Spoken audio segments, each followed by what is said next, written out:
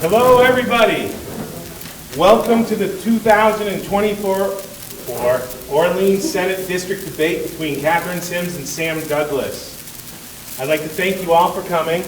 I'd like to thank the candidates for showing up. I'd like to thank all the people who submitted questions ahead of time. I'd like to thank Todd Pronto and NEK-TV and Terry also for doing this nice streaming service that they're doing online. It is on YouTube. Hello, YouTube people and Facebook people. Hello, y'all.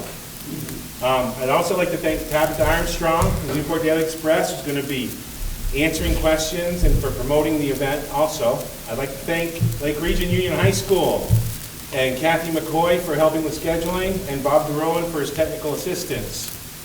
So the rules for this debate, they're going to be 90 minutes.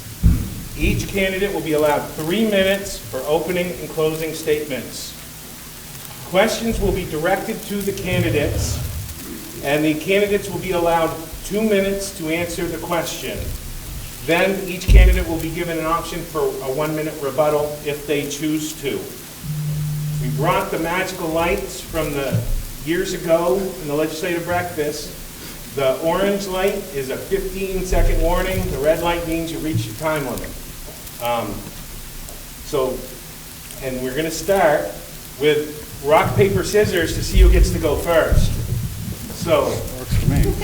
We'll let them. Are we 2 and a 3 or just 1?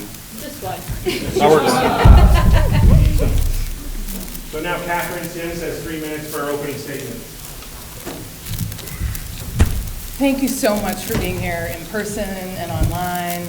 And I wanted to start again by thanking the Daily, the Chamber, NEK-TV for hosting this. It's so great to be here with you all night to talk about the issues that matter. So I'm Katherine Sims, and I'm running for state senate to fight for our rural values. 20 years ago, I came up here to milk cows at Butterworks Farm. Lived in a little one-room cabin and got up every morning to stoke the wood stove before heading up to the barn. And living with Jack and Ann Laser, I learned so much about hard work and perseverance.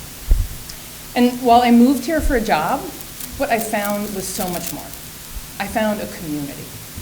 I love living in a place where when you go to the general store, you know everybody's name. And our farmers provide us with fresh meat and veggies from right down the road. And when the flood hits, we don't wait to be asked. Everyone just grabs a shovel and pitches in to help their neighbors. Our rural communities are the heart of Vermont, and our way of life is under threat. We face pressing questions.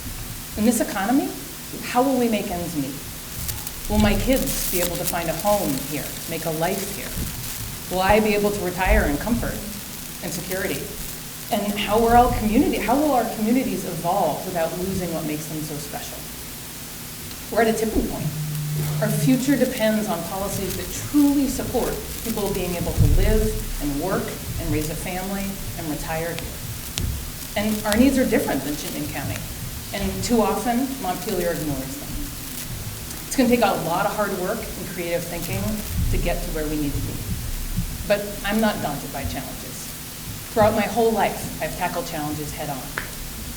As early as elementary school, fighting to get uniforms for the girls' team too. Or later, creating Green Mountain Farm to School to build school gardens all across the kingdom and support our local farms. Or organizing NEK broadband to help bring broadbands to every dirt road up here. And then later as a parent, working with others to create craft spray saplings so that we have access to more childcare here in our community. I know that when we bring people together, we can do big things for our community. And as a state representative and as a co-chair of the bipartisan Rural Caucus, I've fought to get stuff done for the kingdom. I advocate for things that are good for our region and our families. I help secure funding to build out broadband in the kingdom. I help make it cheaper and easier to build housing here in rural Vermont. I championed tax cuts for families, seniors, and military retirees. I reformed Act 250 to make it easier for our farms and our wood products manufacturers to stay in business. And I helped pass a bipartisan EMS bill to support our first responders. It also means that I speak up and vote no on things that aren't good for our region and will cause harm, like when I voted no on the property tax increase bill. We face big challenges, And it's going to take a lot of creative thinking to make that happen. We need practical, common sense solutions and experienced leaders who know how to put our needs first and get stuff done. I'm ready to move up to the Senate to fight for our rural values. Thank you. Thank you, Katherine Sims. Sam, 3 minutes for your opening statements. Sorry about that alarm. Likewise, I thank everybody for coming. I don't think I need 3 minutes, truth be told. I'm Sam Douglas, and I'm a Vermonter. I've lived here my entire life. My family's lived here their entire lives. I have relatives and ancestors born, bred, and buried in the town that I still live in, the town that I grew up in. I live still and rent the house that I grew up in.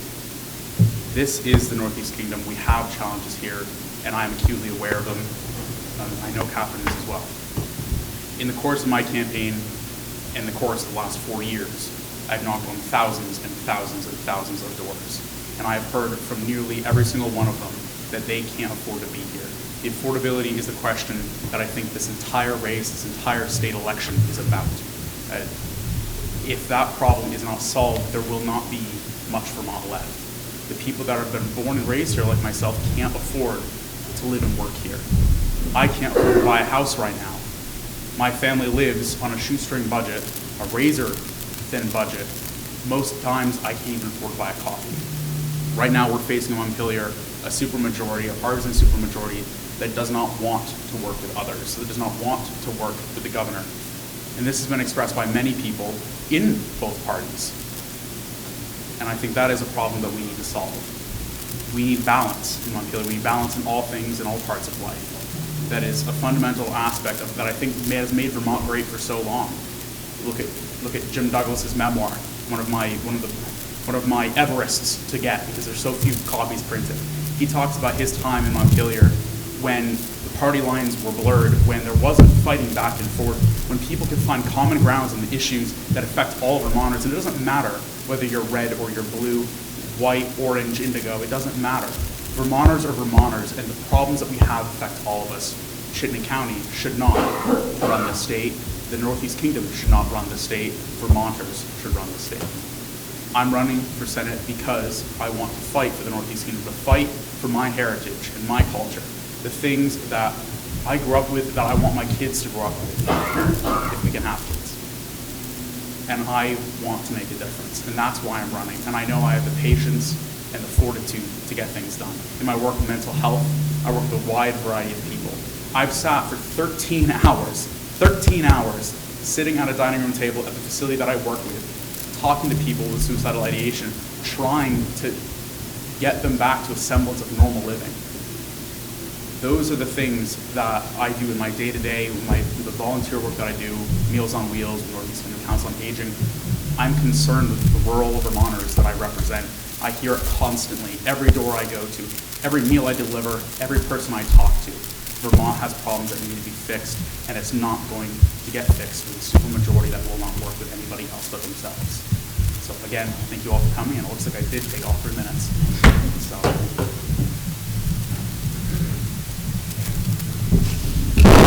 Guys, Armstrong, we worked out Express. We'll be asking our first question to Katherine Sims. Is it still the same format? It'll be Sam. So it's different than, okay. So our first question will go to Sam. Because Because I Katherine stood up first. Oh, well. Okay. Correction, we'll do Sam first. All right, folks. So the first one is going to be really close to home. Following the release of the Oliver Wyman recommendations for Vermont's healthcare system and the proposals geared towards North Country Hospital in particular, what would you do should you become elected to protect Orleans County's hospital and the jobs and economic contributions that come with it? Let her know when you're ready. Sam. So I was pretty appalled when I heard about that. I heard about that while the meeting was still going on, and I was able to jump onto the live stream where they were first explaining it, because a good friend of mine is on the EMS and he was invited onto the meeting. We need a hospital in the Northeast Kingdom. We can't afford to not have one. You know, where I live in North Troy, you know, I'm having to drive all the way to Copley. If my wife is pregnant, that's not That's too long of a drive. If someone has a broken arm, that's too long of a drive. And what I'm going to do is the same thing that I hope everybody else should be doing, and I'll be doing it in Montpelier, but we can all do this in our day-to-day lives, and that's advocate for the hospital, advocate for good quality health care, and advocate for expanding services for rural transportation, making sure that people can get to their appointments, and making sure that the hospitals doesn't close. We can all take a part in that. You don't have to be in Montpelier to stand up and make some noise. A good number of people in this room were at the meeting that we had at the Gateway Center, and you see how many people turned out for the community, turned out for that hospital. In Montpelier, I think that we need to have a little bit more scrutiny of what's going on with the Green Mountain Care Board, a little bit more scrutiny with what's going on with reports and consultants. I think that's a symptom of a growing problem that I've seen with Montpelier, in that an out of touch governing that does not understand the way things are up in the Northeast Kingdom. And I think that we need to have a little bit more scrutiny, a little bit more oversight on what consultants we hire, what boards we create, what commissions we create, and everything else that we do. We can't have out-of-touch people running this state. We need people that understand how it is. We can't have politicians that equivocate and talk for 3 hours and yet don't say anything during those 3 hours. So, I think I'm going to do what everybody else should be doing, and that's standing up and having a voice and talking about it and bringing the attention and the scrutiny. Thank you. Yeah, really appreciate this question. This is absolutely a priority issue on the forefront, I think, of all of our minds. How do we keep our critical hospitals open? And I stand in strong opposition to the recommendations in the Nyman report. The hospital provides critical care to all of us.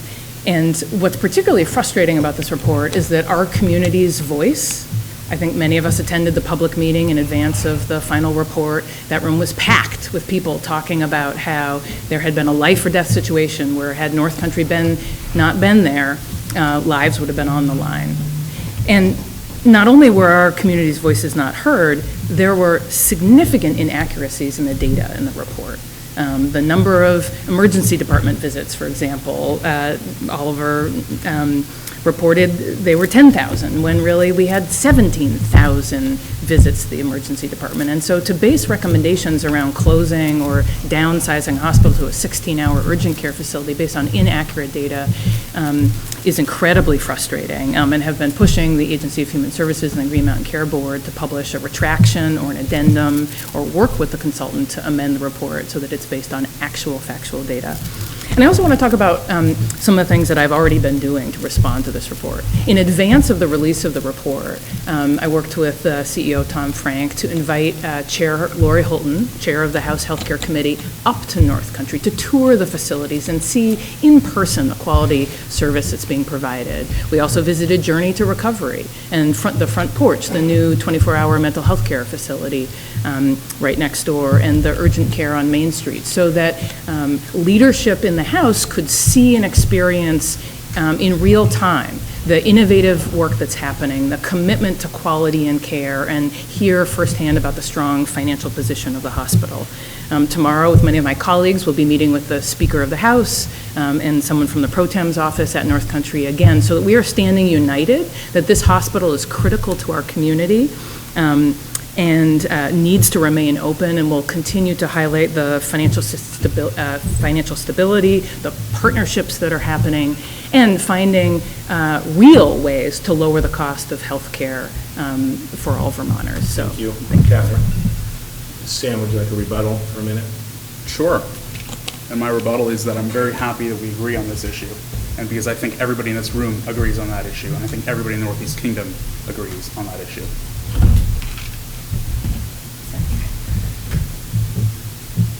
Taxes have been a top concern in this election. What do you propose to do to keep property taxes under control while still supporting local schools? Katherine will start this one. Yeah, thank you. So, too many Vermonters are struggling, and property taxes are an incredible burden.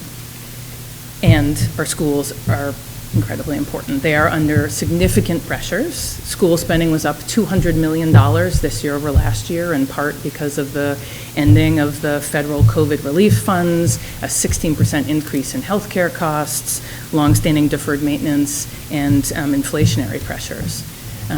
But increases at that size and scale are unsustainable. And that's why I voted against the property tax increase bill, because we need to support a high-quality education for all kids, but at a price that taxpayers can afford. The yield bill that we passed included a commission on the future of education, and they'll be coming back to the legislature with recommendations about how to transform our education finance system, and I certainly will be advocating for an overhaul. We need to look at all the options on the table. One that I'll be advocating for in particular is looking at a foundation formula, which is something that the majority of other states use to fund education, where you use data and research to determine an adequate amount, which is provided to communities, and that helps bring up low-spending schools and it helps bring down high-spending schools. Just yesterday there was a report released, the PICUS report, which had really great news for us. It looked at what is the adequate amount needed to educate kids. Maybe I'll pause and we could... We'll get you an extra 20 okay. seconds there. So I was saying, good news with the PICUS report that came out yesterday. It looked at, what is the adequate amount needed to achieve good outcomes for our kids, and the report back is that we can be spending $400 million less and still ensure a quality education to our kids. And that will prompt really, I think, important and difficult conversations about cost containment. We need to look at the drivers around education spending, rising healthcare costs, administration, very low staff-student ratios. I'm confident that if we explore a foundation formula, we can get to a place where we are providing high-quality education, but at a price that Vermonters can afford. And just want to add, I will be bullish on the topic of consolidation. I think and to fight for our small, local, rural schools. I think there are certainly some cases where building reconfiguration can lead to cost savings without impacting the quality of education for our kids. But here in our rural communities, where geographies and distances between schools are so significant, consolidation is not an option for many communities. And I've already fought hard to get language into the school construction working group bill that passed this last session to require the working group to consider geography as they come back with their recommendations. So I'll be fighting hard to reduce the cost of education and preserve and protect our small rural schools. Thank you. So obviously this is a very, very complicated issue. When voters have to go to town meeting day and they need to sit through a 40-minute long presentation on how education is funded, I think that's a disservice to our voters, and that should definitely not be happening. I think we need to re-look at the way we fund it. We need to look at the formula. We need to rethink it, and it needs to be simplified. I think a lot of voters are very disgruntled and very frustrated with the quality of education they're receiving for some of the highest spending in the country. That report, yeah, we could be spending $400 million less and receiving roughly the same quality of education, and that is definitely something we need to be pursuing. If we're not pursuing it, then we're doing a disservice to the voters. Vermonters cannot afford the property taxes. The dozens and dozens of families that I have spoken to that are selling their homes and they're going to buy a camper van or move out of the state because they can't afford those property taxes. And it is specifically for those families, specifically the property tax issue. That's not even talking about Clean Heat Standard or any of the other bills that are going to be coming out. So we need to rethink the formula. As the governor said, there's a lot of options on the table. We need to be open-minded and be willing to work across party lines and across every line to come up with what's going to be best for our students, what's going to be best for our schools, without sacrificing the quality of education or the services that we have. As a mental health practitioner, I'm very concerned about the growing rise of mental health issues in our schools. I'm very concerned about social isolation, social ostracization, using cell phones, internet, that are causing these. And don't forget, childhood trauma, generational trauma. We need to have adequate and equitable services for mental health care for our students, but we need to be able to afford those things without putting them on the backs of fixed income earners like our seniors, like our Vermonters with disabilities. So can we provide for those things out of other areas of the budget that's going to be making sure that we have everything that we need to provide good education with all the services that we have? We need to rethink a lot of things. Is this a time for rebuttal? Well, she'll get a minute, and then you'll get a minute after. Okay, all right. Okay. Yeah. So you have a minute for rebuttal, if you'd like to. Okay. Well, you can still use your rebuttal if you'd like. Absolutely. So I would certainly like to bring attention to your comment about not voting for the property taxes. You did vote for the property taxes. You may have voted against the veto, but you still voted for them originally. You still voted for them on the floor. You still voted for them in committee. And the purpose of the committee is that's where bad bills die. Every legislator should know that. And if you didn't like the bill, if you didn't like the bill enough to vote for it on the floor, then you shouldn't have voted for it in committee. You know, just because it's an election year, votes shouldn't change. This is how our government works. If you don't like it in committee, then don't vote for it in committee. If you like it in committee, vote for it in committee, but don't change things when you get to the floor. That's, you know, we have to be honest to the voters. I'd like to respond to that. So let me be clear. On the final votes on the property tax increase bill, I voted no. That's the vote when the bill passes into law. And I voted no because the increase was too high and because it lacked the cost containment measures that we need to have in place if we don't want to be here next year and the year after. And, you know, appreciate the opportunity to speak to this. For folks who haven't been there, maybe the kind of winding journey that bills take, they're less familiar with. I am not an obstructionist when I'm down there who's just going to vote no and watch from the sidelines. I'm there to roll up my sleeves and work hard to fight to make bills better for our communities. The yield bill is a must-pass bill. That means that every year we have to set tax rates to raise sufficient revenue to cover voter-approved budgets. Otherwise, schools could not operate. And I supported advancing the bill to the Senate after fighting very hard in committee for important changes. Some I was successful on, some I was not, to create space and time to continue to fight to find additional revenue, to lower the property taxes, and to add the cost containment measures I thought that we needed. When I was not successful, then I voted no on the final bill and stood with the governor on the veto override. Thank you, Catherine. Tabitha, next question, please. All right. So then this one will go to Sam. Staying still on this topic, what specific changes would you like to see made to education funding to reduce the tax burden while still ensuring quality education? So specifically about changes you want to see with funding, how it's funded. Right. So as I said in my previous answer, we'll talk a little bit about the mental health care, and I'll talk about how I think that should be pulled out of other areas of the budget. We have a healthcare section of the budget for a reason. I think that should be, the mental health should be coming out of that section of the budget. I think that will do a lot to reduce the property taxes there. In addition to that, I think we need to talk about, sorry, the question was about the funding specifically? Yes. Okay. So I think we need to relook at the CLA, the Common Level Appraisal. I know I've been talking a lot with Scott Beck, and he has a lot of really good ideas about changing how that part of the funding works, how that part of the formula works, and I'm very excited to work with other parts of the legislation, other parts, and work across party lines to make sure that gets done. So I suppose that's my answer there. Yeah. Thanks. Yeah, I'll build on the answer earlier, but maybe want to start off by addressing this idea of shifting education costs elsewhere. I do think it's really important that we differentiate what is sort of core education spending, enrichment and instruction, and some of the other. I'm sorry. I thought I shut you off. Excuse me. So I think we need to be clear about differentiating between like core educational spending and instruction and some of the additional social, emotional, and behavioral supports that are important to be offering in our schools so that all kids have a successful access to educational opportunity.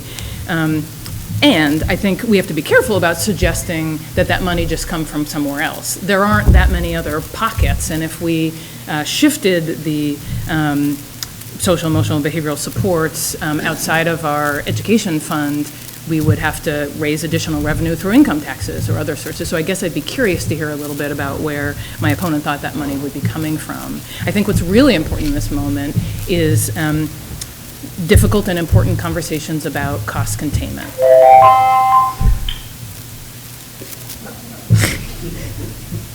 What's next?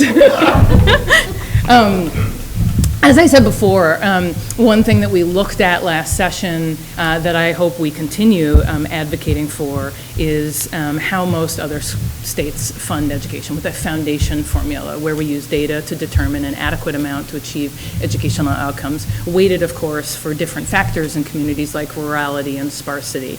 Right now, we have a scatter plot of schools spending some $10,000 per pupil and other communities spending over $25,000 per pupil. That's leading to vast inequities in delivery of education to kids. And if we, again, move to a foundation formula, we'd be providing a consistent amount for communities, which would bring down high spending and bring up low spending schools, ultimately saving property taxpayers important resources. And I just also want to recognize that we made really important changes around the CLA, the Common Level of Appraisal. Scott Beck's proposal was advanced this last session, and that's a change that we'll be experiencing next year, which I think should help during the budgeting process avoid some of the big swings that budgets went through after the CLA was determined.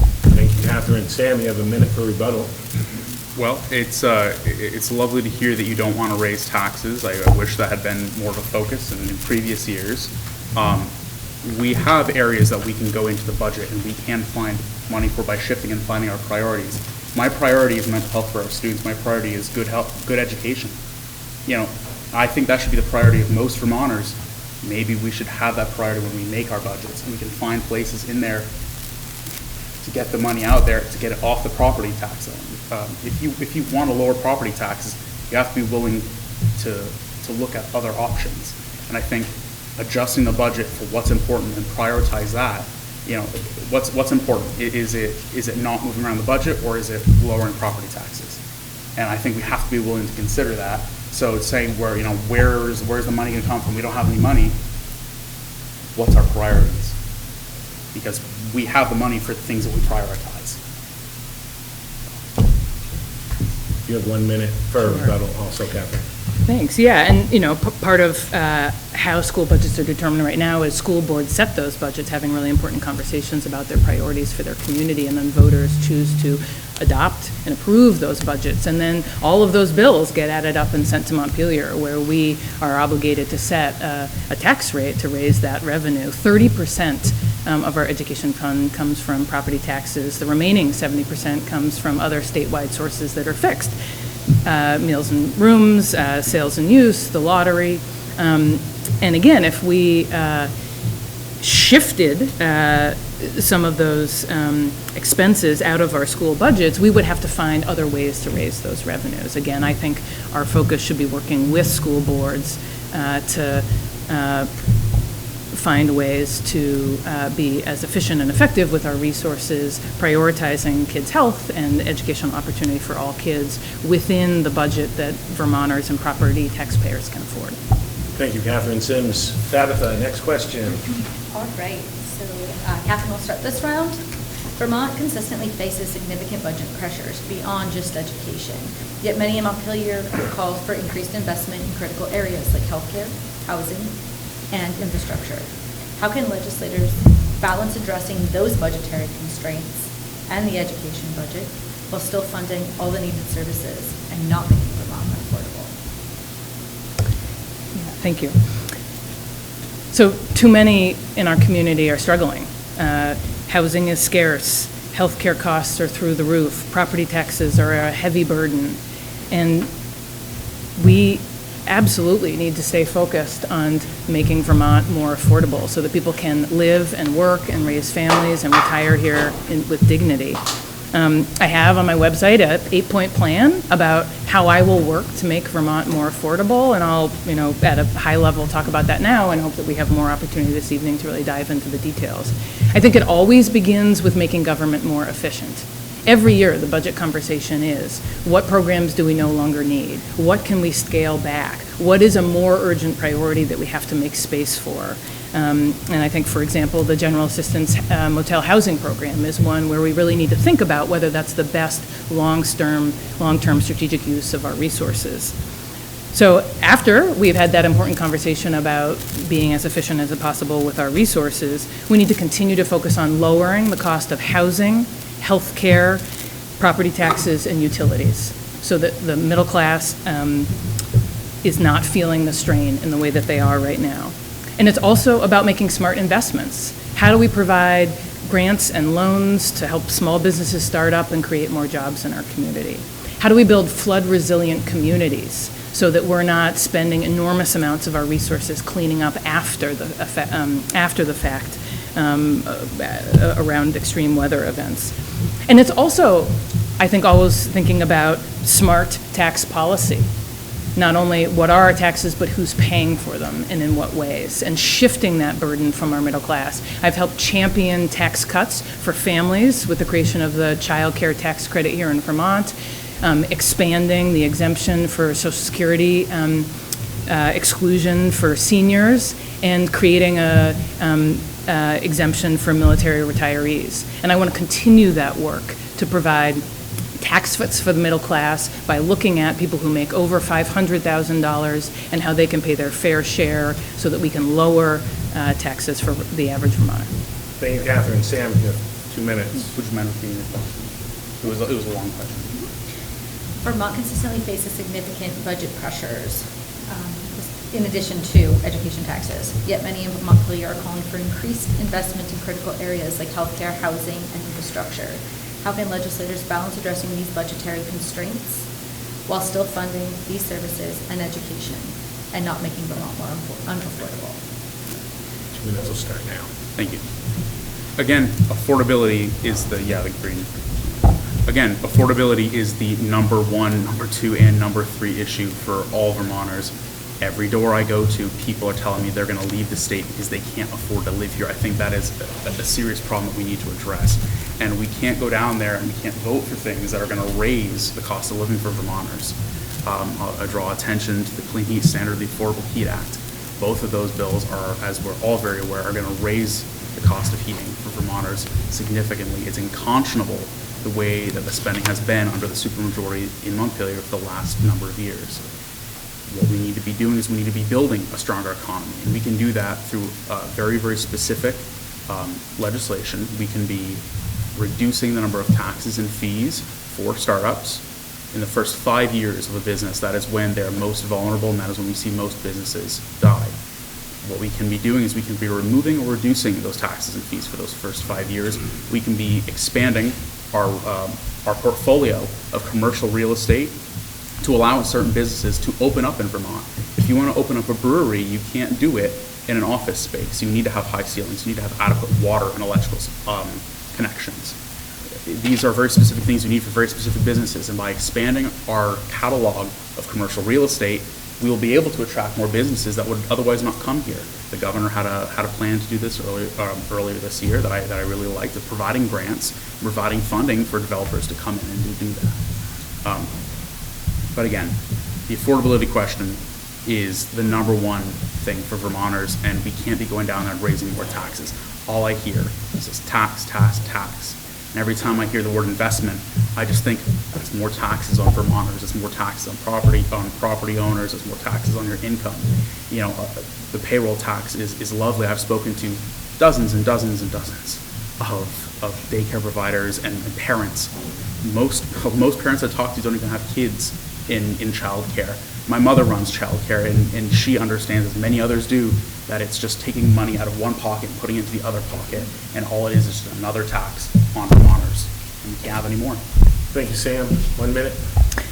Thanks. I think it's interesting that while we're talking about making Vermont more affordable and not having more taxes, the solutions that were being offered were spending more money with grants and loans for businesses. So I'd be curious how that all reconciles, where the money for those things come from.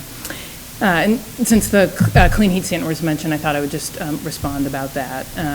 And to be clear, I support getting data and information to help the legislature make informed decisions. And in 2023, the Affordable Heat Act passed a study to look at how we can help Vermonters save money on heating fuel costs and reduce our emissions. Those reports are coming back now.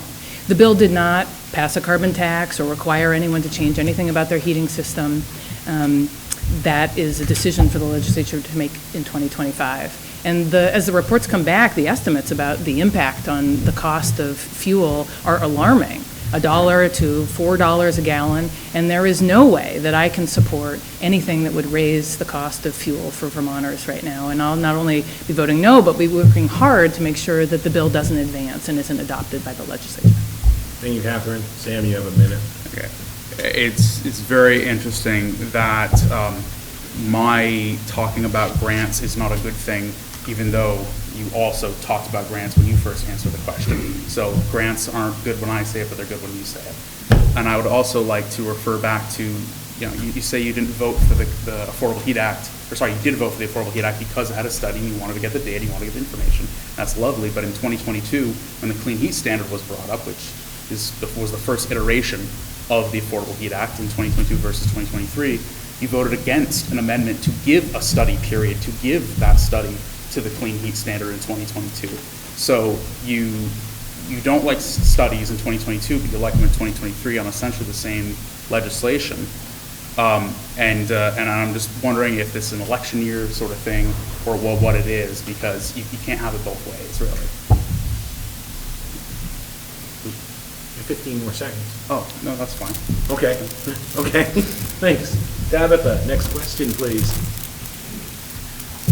So, what do you see as, so this will be Sam starting this one. What do you see as ways for Vermont to be more business friendly and increase the tax base? Okay, lovely. So again, I will refer back to, we need to have more varied commercial real estate to support more businesses, more different types of businesses. We can be reducing taxes and fees within those first 5 years.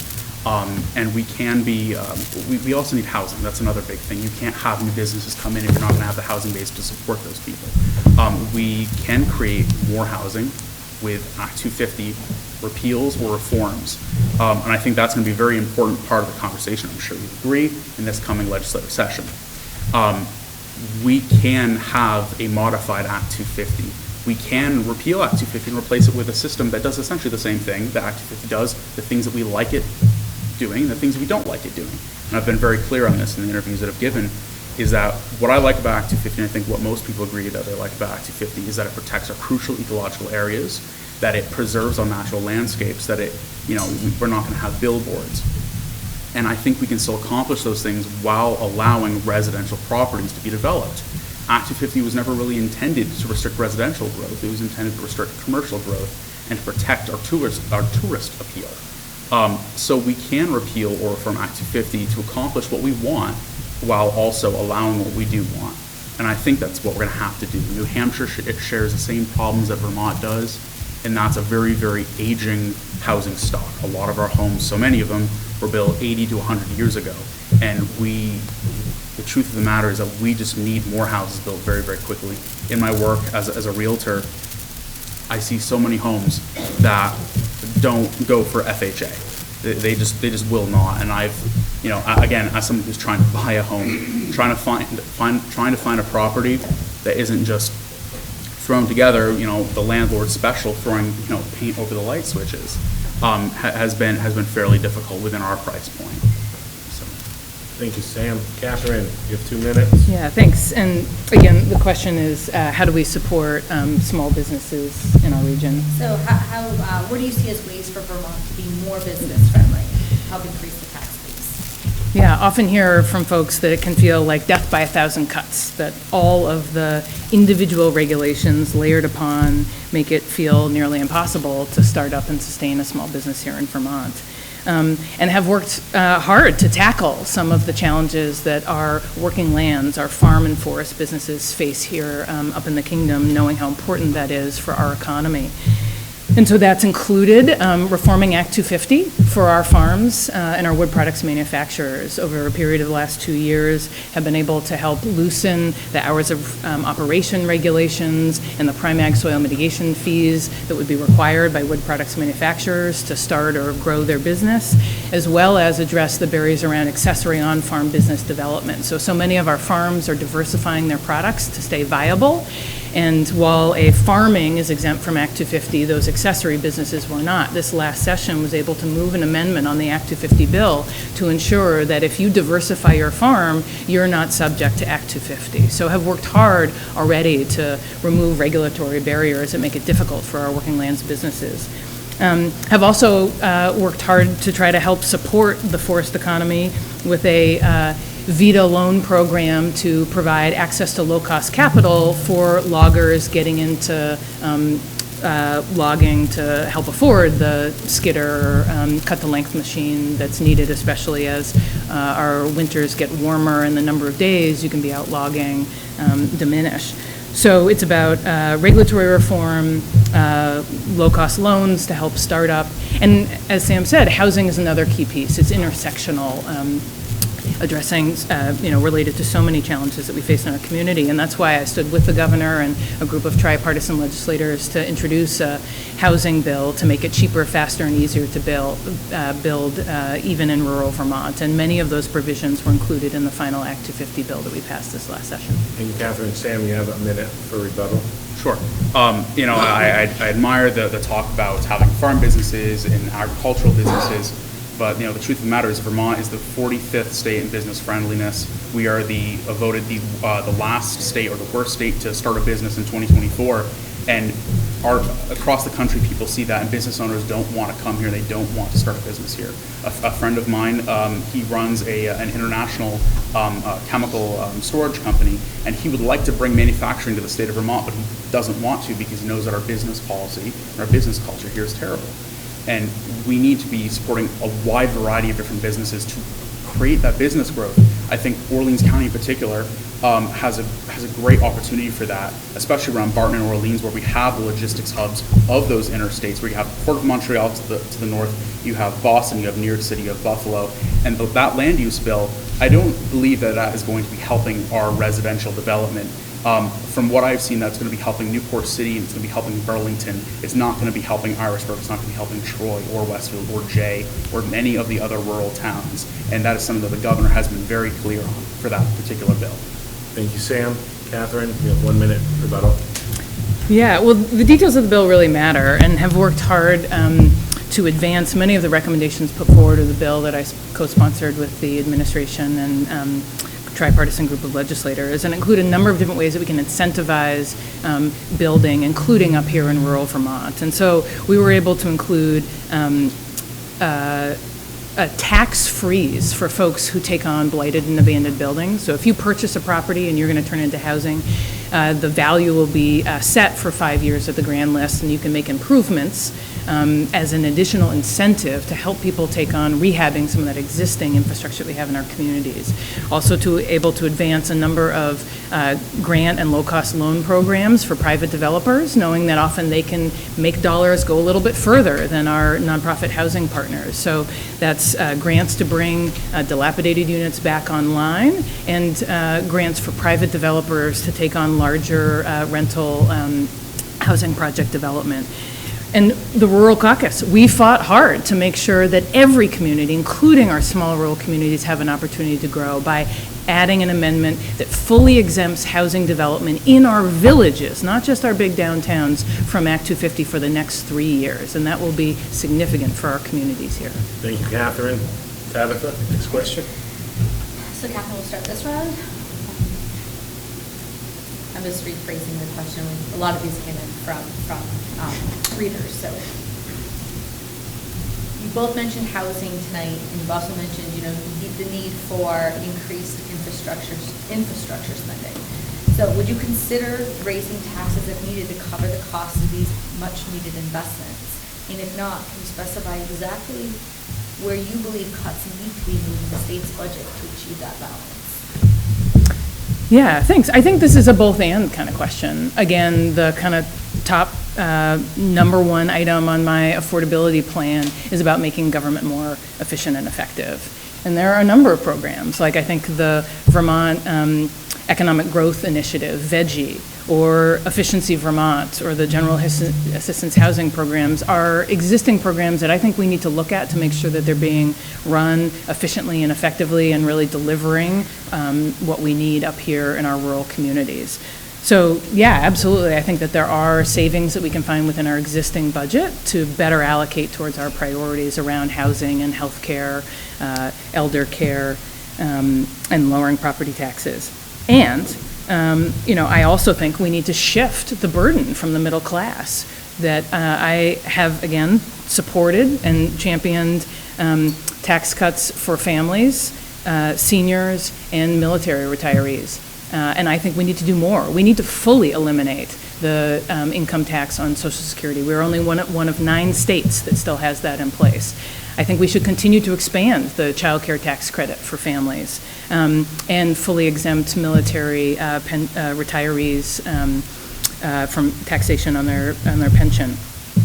And I think we should be looking to those who have done very well in this economy, those who make over $500,000, who currently pay less in income taxes than your middle-class Vermonter, so that everyone is paying their fair share, which would generate $70 million that we can use to put back towards lowering the costs for middle-class Vermonters. Okay. Finished on time. Whew. Sam? So the question was about housing, and no, I'm not in favor of raising taxes to. Sorry. Oh, no, it's all good. And no, I'm not in favor of raising taxes to try to address that. I think we do need to find areas in our budget, and of course, it's hard to pinpoint exactly where we're going to pull from the budget when the different priorities haven't been established yet. Depending on who gets elected, this session I'm not talking about us, I'm talking about statewide. There's going to be different priorities down there. There's going to be different people, different bills. And you're going to have to look at the budget as a collective and talk about where we can pull things from. And it's not going to be from one specific place. It's going to be across the budget. And if we're going to make investments into housing, we have to do it without raising more taxes. That is the one thing that Vermonters have been saying across the board. We can't have any more taxes. It's death by 1,000 cuts to the Vermonters of the state. Talk about the middle class is leaving. And when we don't have a middle class, we're going to have people that can't afford high taxes and people that don't really mind if they have a lot of wealth. So we need to be preserving the middle class without overtaxing them. So no, I can't vote on any more taxes that are going to continue just cutting away at Vermonters. And I agree wholeheartedly about the Social Security. We need to be eliminating the Social Security, but we need to be able to bring in better policy. When you have Social Security in the budget, we can't just rearrange the deck chairs on the Titanic. We need to also have younger people coming in to take up the place of those tax dollars that we're missing out on. And as a young person, I have a very intimate insight on exactly what is going to bring in young people. I've been very clear about that on my website, and what's going to retain our families, retain our young workers. And those are things like bringing in and encouraging the development of amenities, having the housing, having affordable, well-paying jobs, and not just really hurting people on where they're trying to live. I rent. My rent has gone up several times in the last year, and again, that goes back to the property taxes. Katherine, you have a minute for rebuttal. You're good. Tabitha, next question, please. So you've both now spoken about Social Security and not taxing Social Security. So one of the biggest questions that we received from a variety of readers was, with Vermont having such a large population of senior citizens and a growing aging population, as well as many who are on military benefits, where do you stand on taxing of Social Security and military benefits? And if they were both to be exempt, as it is in other states, how could Vermont still meet its budgetary needs? Well, half of my work is done for me because I answered that a lot in my last answer. Again, I do not support taxes Social Security. Our seniors, especially fixed incomes, already have a hard enough time as it is. And the same thing goes for our veterans as well. But as I said previously, we can't, when we're pulling that out of what we're bringing as a state in tax dollars, we have to have something else coming in to take that place. And I think that is going to be, the future of that is going to be bringing young people into the state. We are one of the oldest states in the country. And I see this a lot when I talk with my work with senior citizens. When I talk door to door, they can't afford the tax on their Social Security. But we also need to have the young people coming in to take that place. And again, as I said, part of that is going to be attracting young people.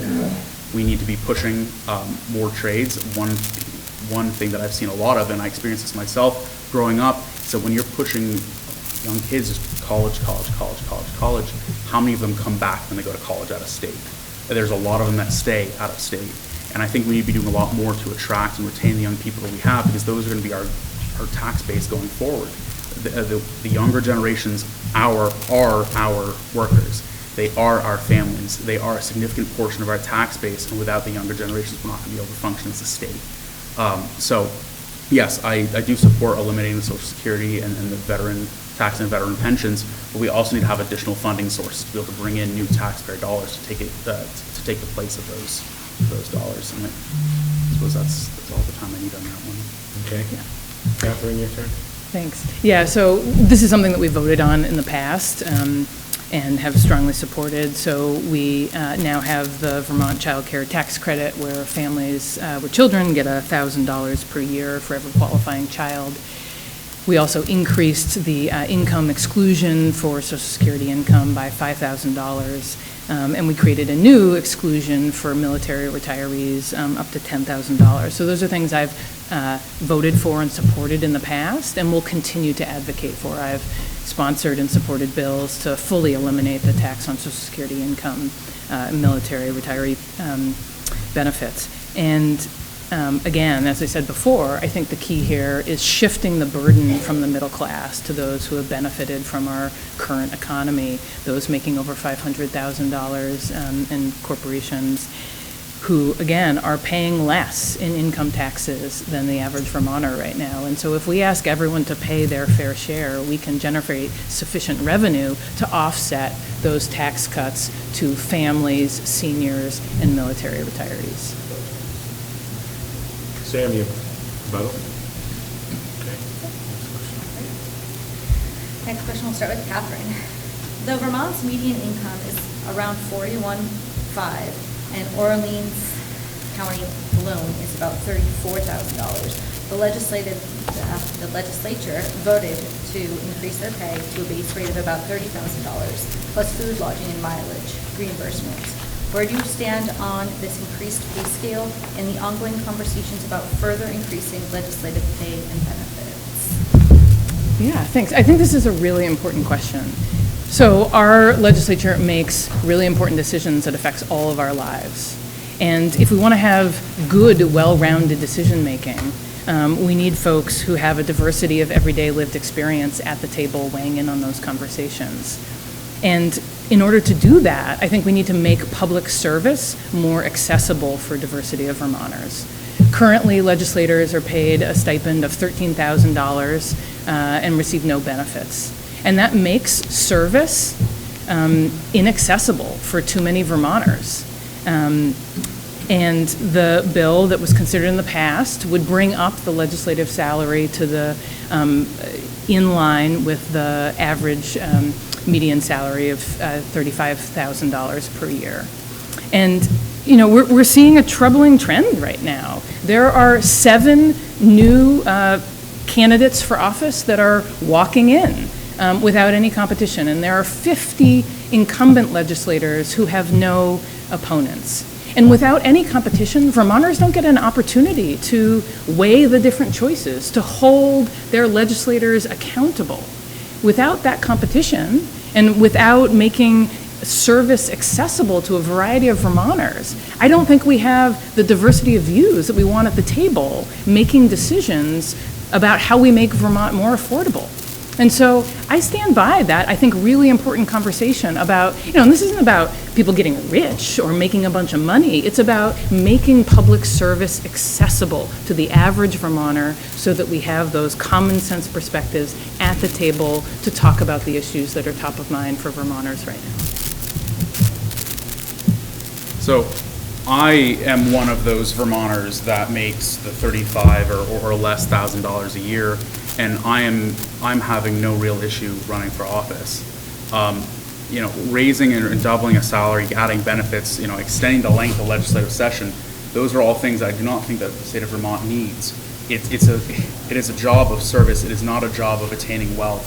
And I think that we have, you know, the fact that we don't have people running for these positions is not a lack of that there's not people able to. It's I think it's a lack of just people not wanting to. We've seen a decline over time of volunteerism in our communities. I've worked a lot with the fire departments in the course of my campaign, and before that, I work a lot with volunteer organizations, and volunteerism has been declining significantly.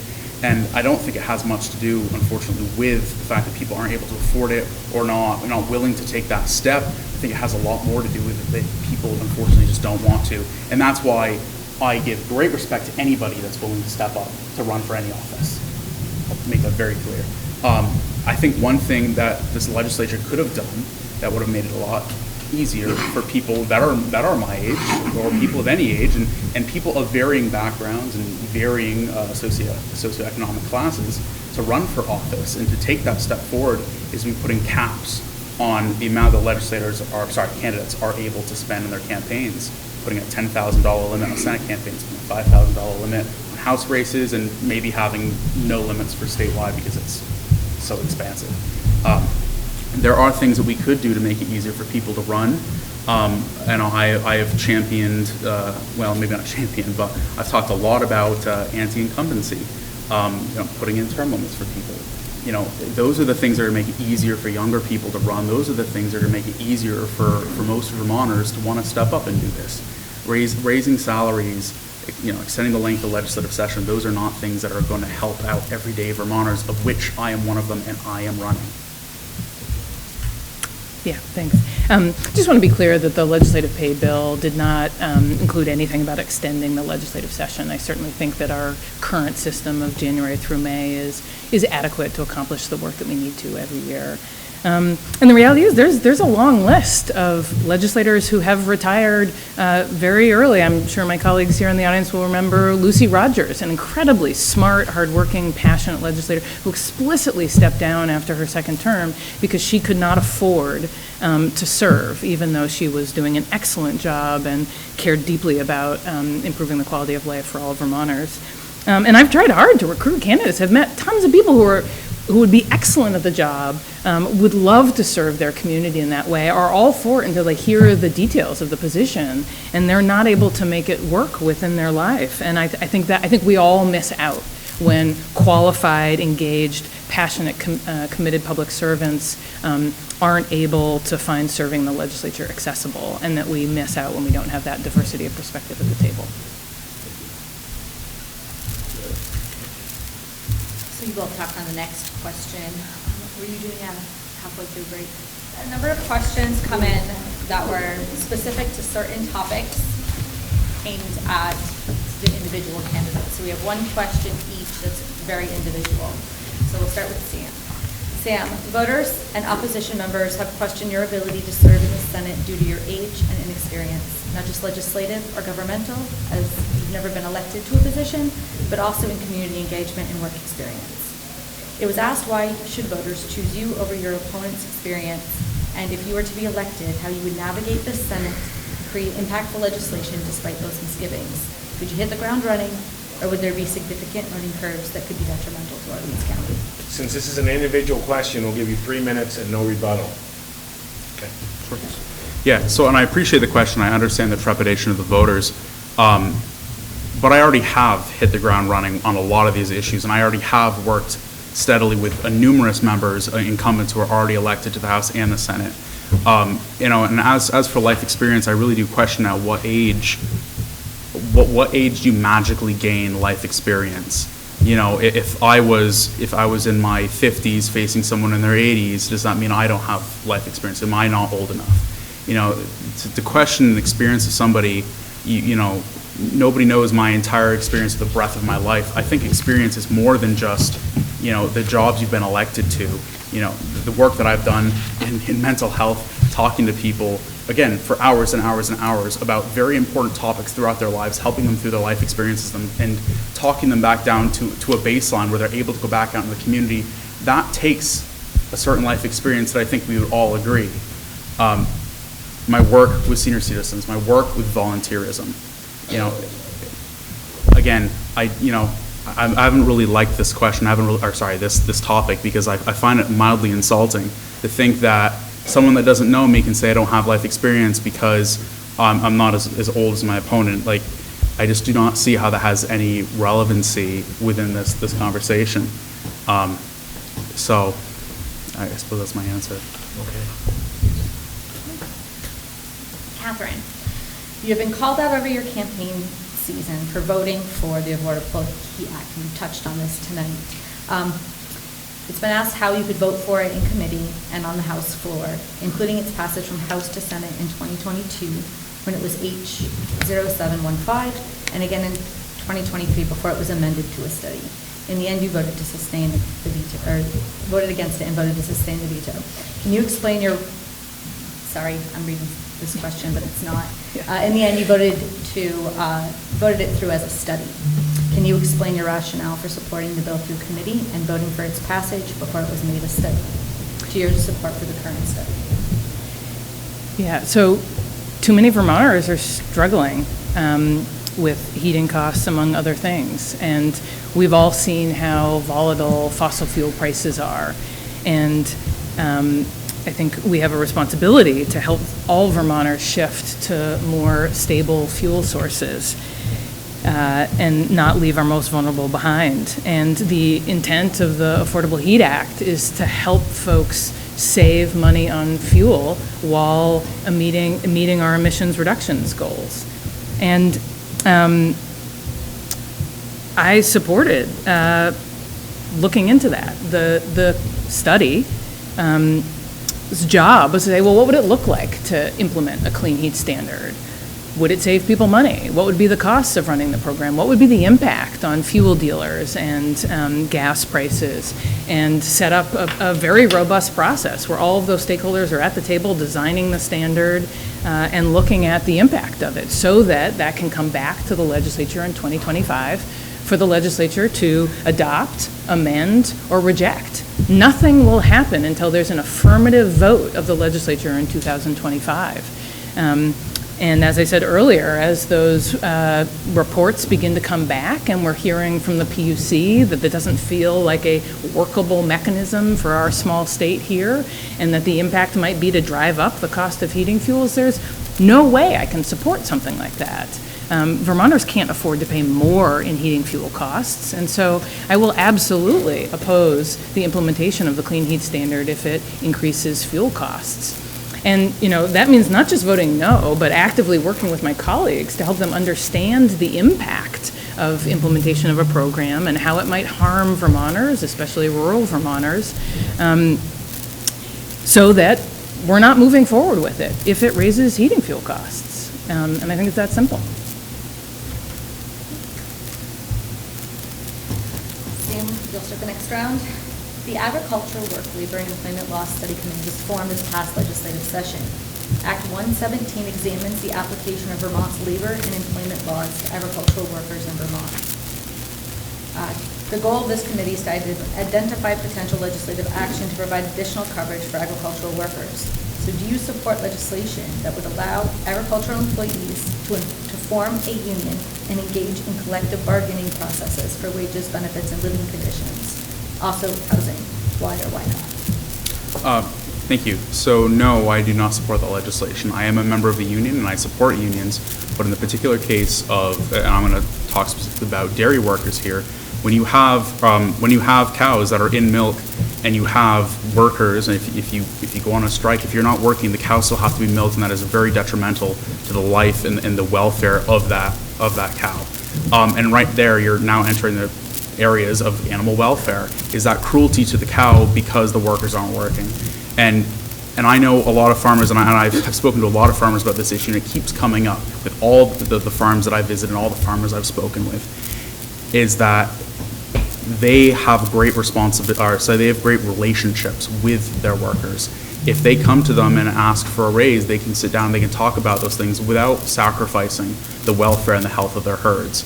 And I think this is a very important question. I know that the Farm Bureau does not support this measure, and I know for a fact that the majority of the farms, if not all the farms I've spoken to, also do not support it as well. And again, I'm a member of a union. I support unions. I support workers' rights, and I want people to be able to have adequate wages for the work that they do and have adequate conditions in the work that they do. But unfortunately, I just don't think that this is the right way to go about doing that for the health of the animals and for the constancy of the farm and for the, of course, the financial viability of that farm as well. So I suppose that's my answer there. Yeah, I appreciate this question. This is an issue I've already gone to bat for our communities around. The initial version of this bill was not actually a study. It was removing the exemptions around unionization for farm workers.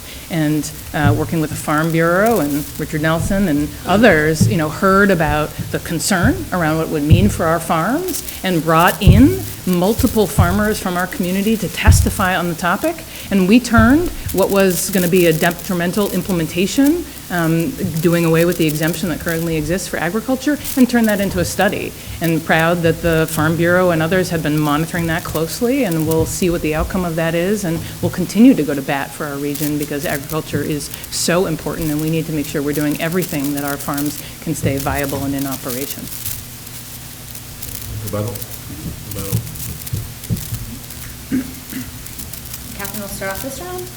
Farming and forestry are important parts of our local economy. What have you done in the past to help farming and forestry thrive in the Northeast Kingdom? Thanks.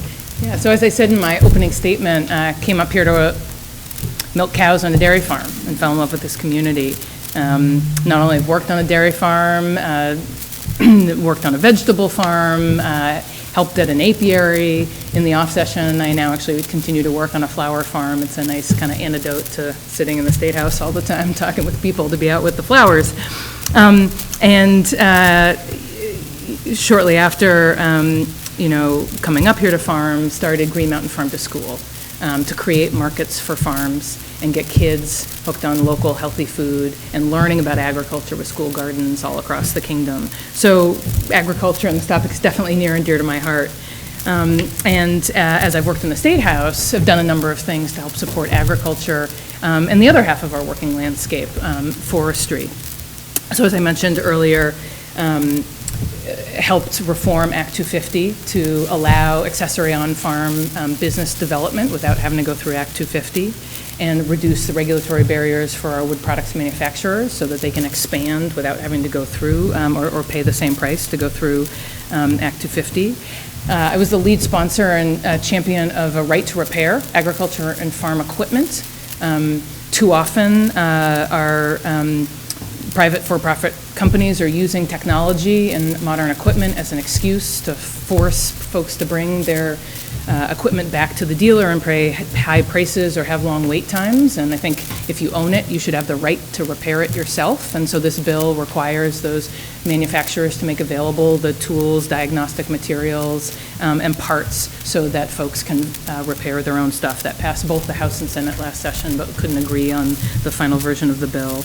And I also helped secure $1 million through the Department of Forest, Parks, and Rec to stand up a new water quality assistance program for our loggers, knowing that as climate change shortens our winters and wettens our spring, they need help adapting their practices to manage water quality and be able to work in the woods. So have championed things for our forest and farm economy, and will continue to do that if elected to the Senate. I love this question because I am from a farming family in a farming area in a farming state, and I have been working in and around farms since the time that I could walk, and the green light is also not on. I currently run, and I have a lot of respect for our farm, so I don't like to call it a farm. We have a family farm. We have a subsistence homestead. And we have goats and we have chickens and we have bees, and I get my bees from Josh, the apiary you work in. My ex-husband. Yeah. So I love this question because I have been in and around agriculture my entire life, and it's one of the things that I love most about the state of Vermont. Back in 2014, the state was polled, and I think it was 91% of Vermonters believe that Vermont dairy is integral to our way of life, and I think that we need to find ways to make sure that it stays a part of Vermont's life. And I think one of the biggest problems that we're facing right now, when I'm going to, again, talk specifically about dairy, is the misinformation that's out there about dairy. When I go around and I talk to all the farms that I've been talking to, one of the things that I keep hearing is a lot of uninformed people that don't know what it is to run a dairy farm. They don't know what it's like to work with the cows. And they think that when they see a cow lying in a stall in a barn, that they're being abused, that they're hurting. When you see a cow lying down and they're chewing cud, they're happy, they're content, and they're able, and they're living their best life there in the barn as best as they can. So I've taken steps already, and it's something I've been talking with a lot of the farmers about and having farms sign up for. Is I would like to start a program where, that's not going to cost any money, but it's going to be to allow people in the public to come and visit farms on open houses throughout the Northeast Kingdom and throughout the state, so they can come and learn more about the process. And I think there's a lot to be said about opening up those farms to allow people just to learn about what it's like to work in the dairy industry and work in the agriculture industry as a whole. And I invite all the farmers in the area to come to a cookout that I'm doing next week. It's for the agriculture community. I'm inviting Josh, and I'm inviting all the other farms in the area just to come together and talk to me and tell me about the problems that they've been facing. So, thanks.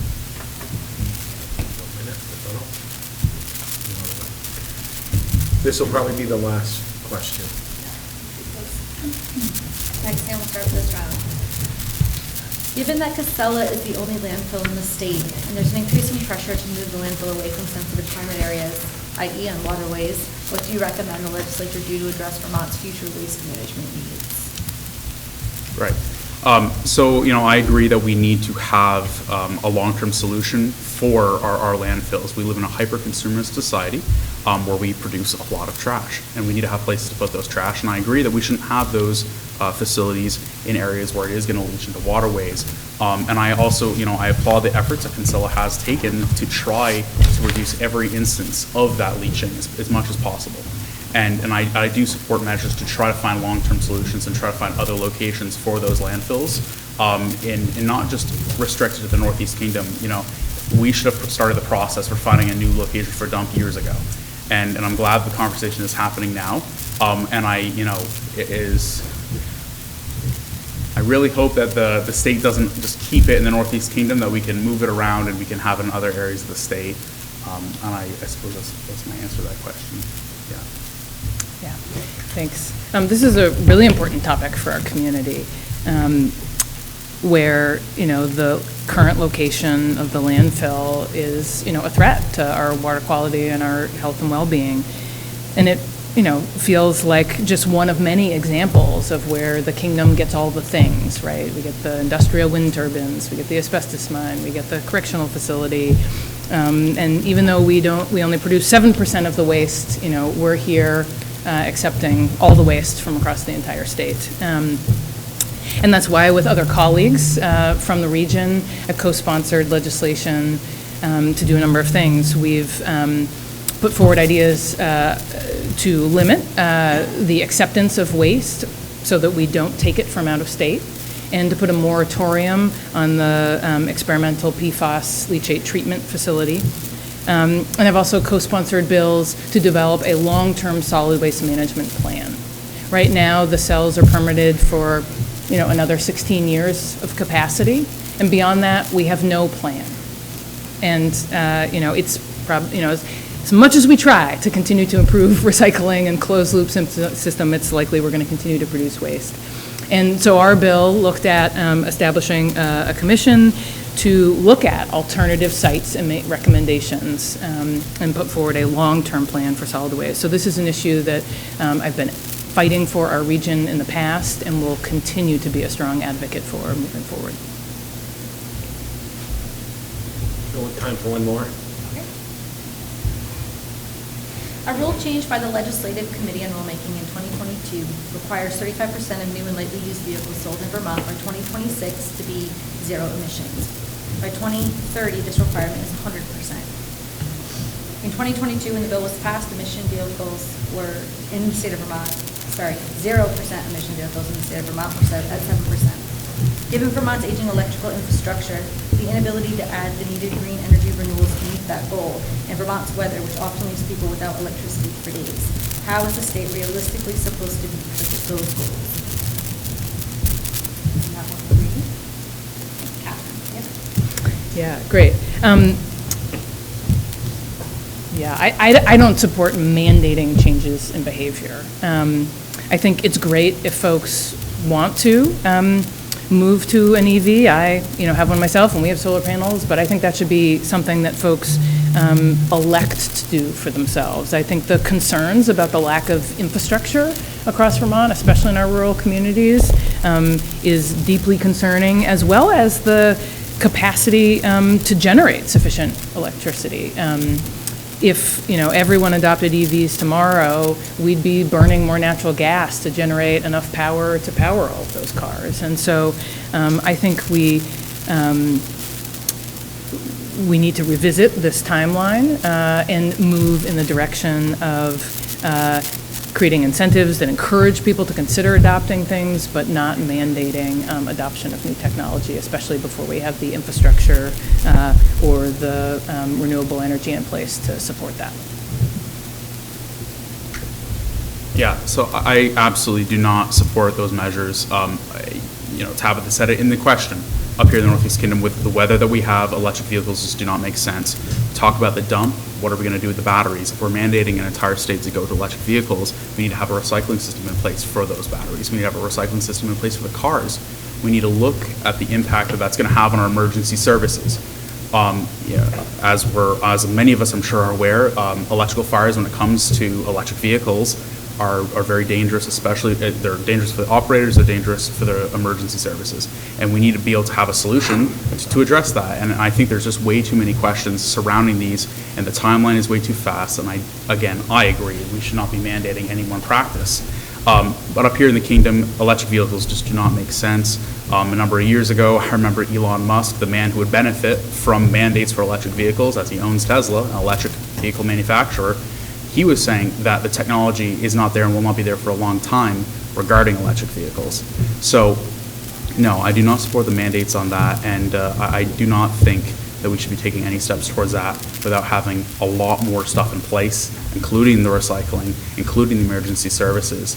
And I don't want to force, especially with the federal guidelines that are being passed down when it regards long-haul trucking, forcing trucking companies to adopt electric vehicles, electric trucks. That's just not going to make sense, and that's just going to pass on the cost to the consumers down the line. And here in Vermont, we already can't afford to live here, and I don't want to make it that we can't afford to shop here either. So, that's my opinion. Okay, so that's all the time for the questions now. We will give the two candidates 3 minutes each for their concluding remarks. You did rock, paper, scissors. You can decide amongst yourself who goes first for this one. I went first last time. You want to go first this time? Sure.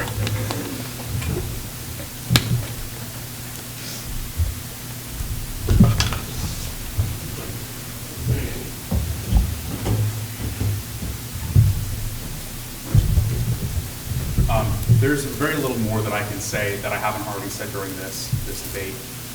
The affordability question is the number one thing going in. We need to look at the voting records of every legislator who's running for re-election in the state of Vermont, and we need to be very, very acutely aware of things that people have said and things that people have done. And I think that going into this, I'm going to be rock solid, working across the aisle, working with the governor, working with all the other legislators to make sure that we find solutions to the problems that we have, not solutions to problems that we come up with. I think Vermont is a beautiful state. It's a state that my family's lived in for generations and generations, and I do not want that to end with me. I'm very happy and very enthusiastic about the support and the endorsements that I've gotten from Governor Scott, Governor Jim Douglas, and the vast majority of the Northeast Kingdom legislators.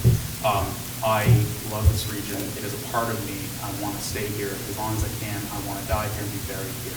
And I think that it's going to take a lot of common sense people who are willing to go down there and to work across the aisle and to really put the constituency first. That is the biggest focus for me going into the Senate, and I'm excited to work with all of my colleagues in the Senate and all of my colleagues in the House and the governor to accomplish those things. And I think it's going to take a lot of people, it's going to take a lot of thoughts and a lot of ideas, and I think it's going to take a lot of working with the public as well. The legislators represent the public, but we can't represent the public if we don't talk to. So one of the things that I've been mulling around is I would like to rent an office space. We'll have monthly office hours to allow voters to know that I will be there at these times, and you can come talk to me, you can bring me your issues. I plan to hold monthly roundtables from town to town, traveling around the district and finding locations where voters can come and they can talk to me and they can bring me their issues. What I don't like about debates is that it's all about talking, and I'm more of a listener. I think that when you're in a legislative office, I think you should be more about listening. I think that when you're having people come to you their issues, you should be sitting there with your ears open and your mouth closed, taking notes and really representing what people want in Montpelier. And I think that's what people want right now. They want a legislature that listens to them. They want a legislature that represents them and their values, that actually takes what they say to heart. Going around, I hear that people are not connected with their legislators. They're not connected with the government. Many of them don't understand how it works, and I think that's very unfortunate. I think that is a failure of our current system. That the public is not engaged, and every election cycle we talk about low information voters, and that's really sad to me because I want every voter to have a really, really equal say in what happens in legislature. So I think a lot of that has to be listening, and that's one of the things that I'm pledging to do. As a candidate, I can't promise too many things. As a candidate, you can't promise too many things because you don't know who's going to be willing to work with you, who won't be. You have an entire chamber of other legislators to convince and to work with you on these things. And if they're not willing to do that, then you can't fulfill those promises. So as a candidate, we can't make many promises, but the promises that I will make is that I will listen, that I will be present, and that I will take what you say seriously, and I will bring the values of the Northeast community, the values and the culture and the heritage that I have to Montpelier, and that I will represent you well.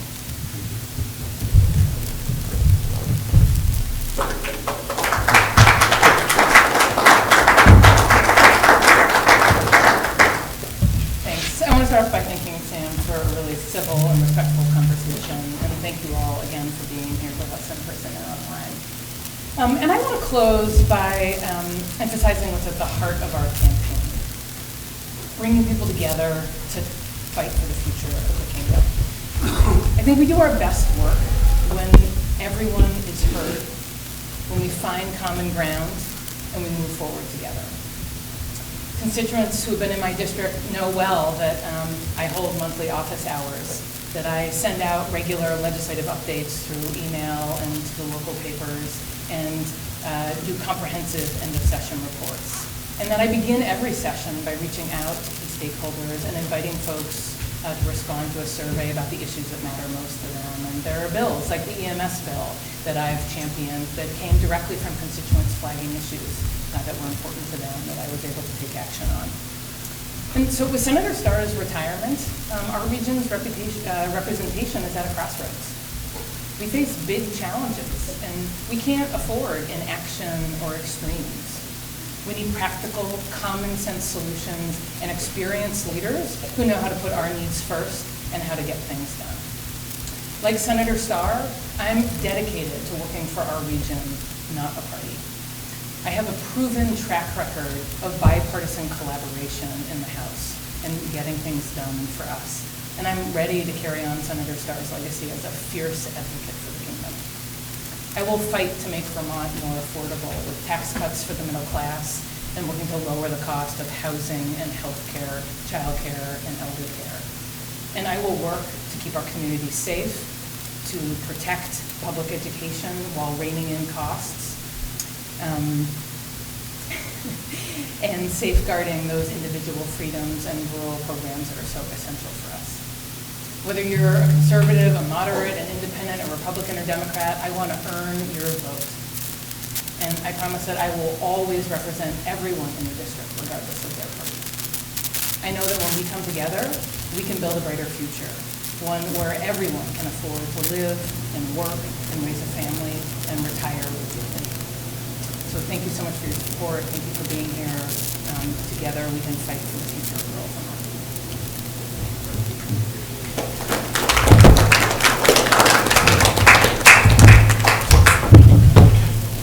Thank you all for coming, and you deserve a round of applause too, and so does Todd from NEK-TV, Terry, and Katherine. The legislature is doing a great job.